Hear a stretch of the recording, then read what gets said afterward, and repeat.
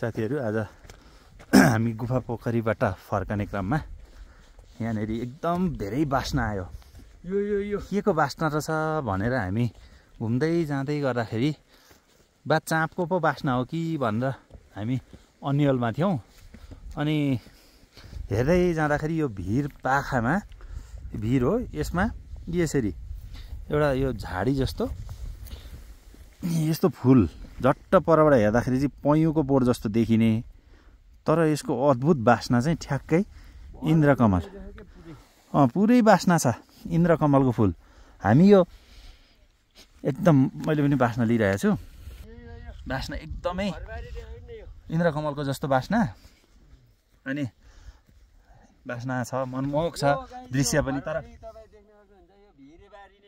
यो भिरबारी नै भनौँ, यो देख्नु हुँदै गरेको चाहिँ सबै गुराँसको जङ्गल हो।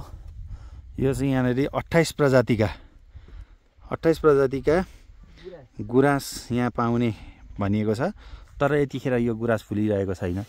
यो ठाउँ वास्तवमा गुराँसको लागि मात्रै होइन रहेछ भन्ने कुरो हामी यो भ्यू पोइन्टतिर, यो माथि देखिएको चाहिँ यो भ्यू पोइन्ट हो।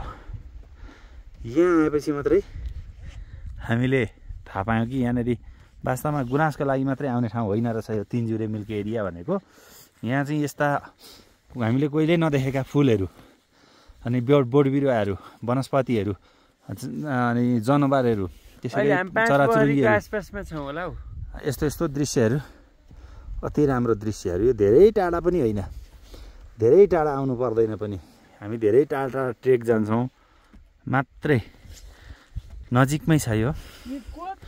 यो हजुरको जम्मा जम्मी महेन्द्र राजमार्ग अन्तर्गत खोर्सानेबाट भनौँ, यानि धरानबाट भनौँ न, धरानबाट लगभग 6 घन्टाको यात्रा, 6 घन्टा पनि लागेन नदिन्छ है, तय गरेर आइपुगेका छौँ।